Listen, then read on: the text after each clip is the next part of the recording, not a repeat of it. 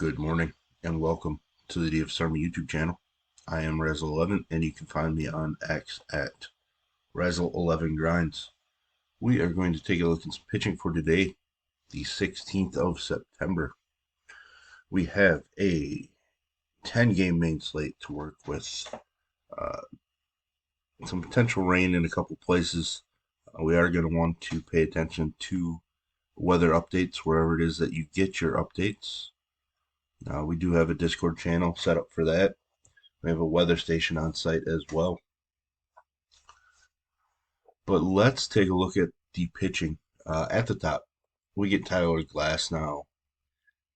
After Eflin dominated the Orioles yesterday, we get Glasnow and his tremendous K upside. Probably a bit more volatile than Eflin is, but that upside is pretty impressive. He has struggled against the Orioles this season, but even with those struggles, as far as giving up runs, still averaging 16.6 fantasy points per start against them. That is because he racks up strikeouts, 16 and 11 in the third. He's not as strong on the road from a strikeout standpoint, from just a dominant standpoint. So there obviously are some worries, but he is a minus 125 favorite in this game. I love the upside. I always play Glasnow.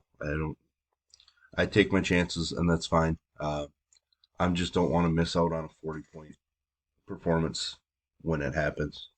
Pablo Lopez against the White Sox has made 2 starts against them, 14 and 2/3 innings with 18 strikeouts, 4 runs allowed, averaging 27.2 DK points per game against them, coming off of an absolutely dominant performance, getting an extra day of rest, coming into this one.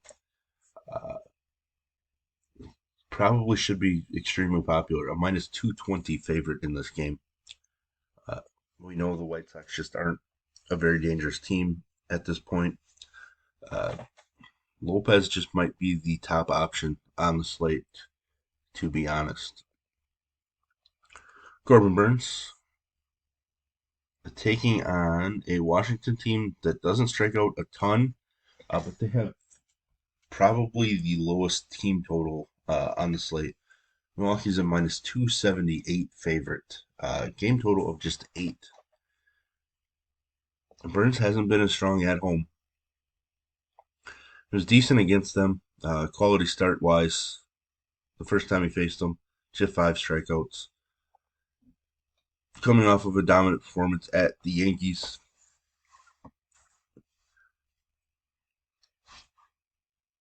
There's not much to hate about Burns other than the fact that his home numbers just aren't as strong. With that being said, I'm still going to use him against a weaker lineup in the Washington Nationals. I know they got to Miley early, but I prefer Washington against left-handed pitching if I'm going to use Washington bats. So that just kind of fit everything that we preferred. Burns, obviously, much stronger pitcher than Wade Miley is. Kershaw, probably not going to go to Kershaw. Isn't really going deep. Obviously, 5 innings is kind of where they've kept him in his return from the IL. Maybe he sees a small pitch increase. Walks are up the last couple. Ks really haven't been there. Now I get there is K upside in this matchup. He is a minus 145 favorite, but I just don't think I want to pay 10K for a somewhat limited Kershaw. Especially when I can pay up above him for more upside, I think, in this spot. So I believe I'm going to end up fading Kershaw. Not that I don't think he's a strong play or a good play. It's just that I think his upside is kind of capped in comparison to some of the other guys that we have the ability to use. Andrew Abbott, a minus 120 road favorite in this one.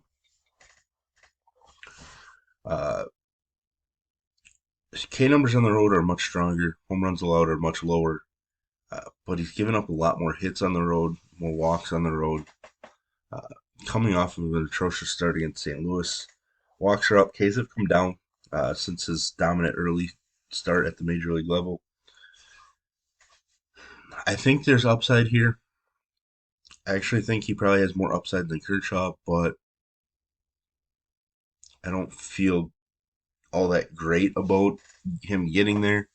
With that said, I would slide him above Kershaw, but right now I would say he's on the outside looking in on my pitcher pool. He certainly has a chance to make it in as the last man in once I officially build it out. But right now, I would lean towards not using Abbott uh, in the spot.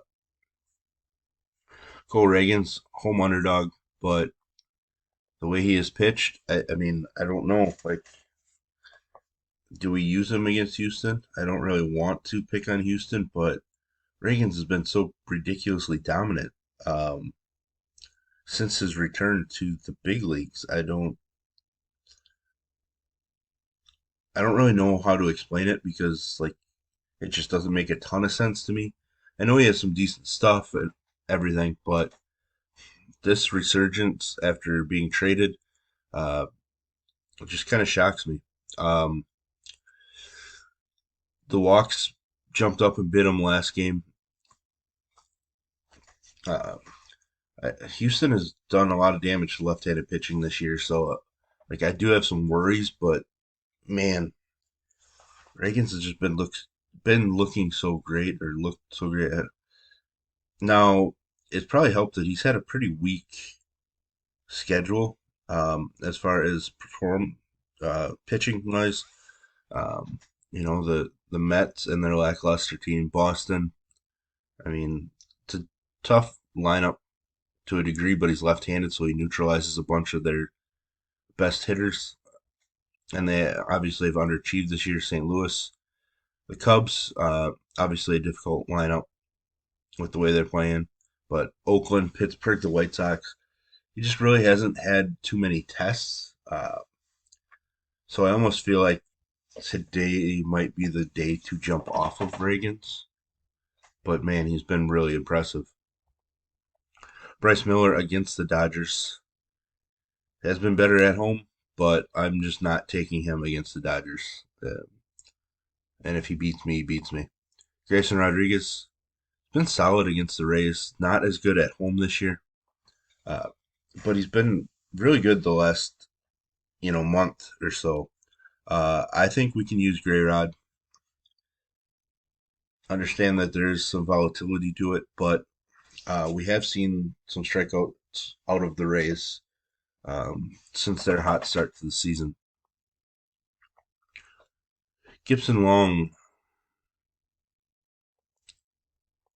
I don't know a whole lot about him.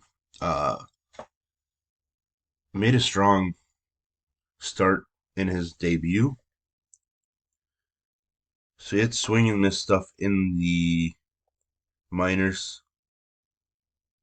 Uh, and we know that the Angels are struggling. A report came out either late last night or this morning that Otani had cleared out his locker in the clubhouse. So there's some things going on there. They did put a couple of left-handed bats on the IL yesterday as well. So Gibson Long is super intriguing to me. It's a minus 115 road favorite in this one. Kind of wish he wasn't 7,500, but I'm interested for sure. Ranger Suarez, one of my favorite pitchers in baseball, the one that loves to torment me. His road fantasy point number is stronger. Uh, doesn't strike as many guys out. Walks are down, home runs are down on the road, but he does a lot more base runners. Coming off of a 10K performance, I'm interested just because the St. Louis lineup can go pretty weak. They're pretty cold. It's a minus 120 favorite. The game total is at 9, so it is a little higher, but uh, I like when we get this stretch of Ranger Suarez. I do have a couple round 3 best ball teams relying on Suarez today as well, so I don't know. Maybe that lowers my percentage on him DFS wise, but he is definitely going to be in my pool just because I know he has plenty of upside. against a struggling St. Louis squad. Kyle Hendricks, no thanks. No desire at all. Tyler Anderson against Detroit, a slight home underdog, but he's coming off of a strong performance against Cleveland. Was decent against Oakland. Just made a mistake in there. He has been best when at home. I could be talked into Anderson, but most likely I'm going to end up off of him. He's another guy that I'm just going to consider and debate throughout the day. May end up in my pool, may not. I don't think it'll make or break me either way, to be honest. And when that is usually the case, it generally leads to me leaving a guy out of my pool if I feel like his best performance can be matched by a lot of other guys. So, kind of stay tuned, and I will try to get an update out later today. Tyler McGill. There are outs in the Cincinnati lineup for sure. Definitely strikeouts. He's been much stronger at home, like night and day difference between home road Tyler McGill. Coming off of a pretty strong, solid start against Minnesota. Didn't get to pick up the strikeouts, too many walks. But he's been really decent of late. I actually think McGill is very interesting this evening from an upside standpoint. It's a dangerous lineup for sure. I won't deny that, but I do think we have, 25, 26 fantasy point upside. Dominated a difficult Texas squad, right? If he would have got picked up the win, we'd be looking at almost a 28 DK point performance. If he goes out tonight and drops 6 innings, allows 1 run, and strikes out 8, I'm going to say that he picks up the win and gets us 27 to 29 DK points. I'll be all about that. Toussaint against the Twins. K upside matchup, but he's just been really bad coming off of an absolutely atrocious start against Kansas City. After he had kind of dominated them along just 2 hits and 6 innings prior. But he's had a pretty weak schedule of late. The last playoff team that he faced put up 7 runs on him. I'm just not going to be interested in Toussaint this evening. Win. They're playing a doubleheader in Colorado. Make sure it is a split double. It is a split, so we won't have to worry about DraftKings removing this game. Coming off of a dominant performance against Colorado. So that does worry me because, as you know, I hate back-to-back starts against the same team. Excuse me. But been kind of impressive. Obviously, it is Coors, so we know that stuff flattens out, and that can be an issue.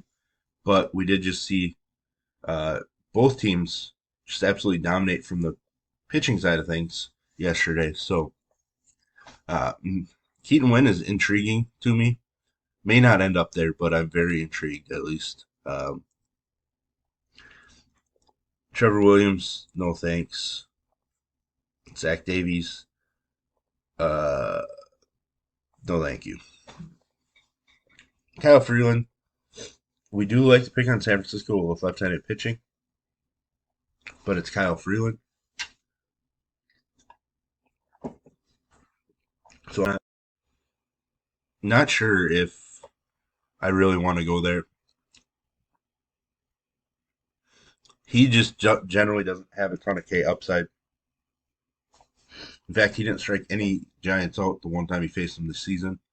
And that's tough to do considering there is K upside in the lineup, especially against left-handed pitching. Dirt cheap, but I'm really not, in the market to just try to get 14 or 15 fantasy points. I'm not trying to just return a 3x value. I'm looking for raw fantasy points, and I just don't think Freeland can do it. So there we have it. Check out the links in the description below.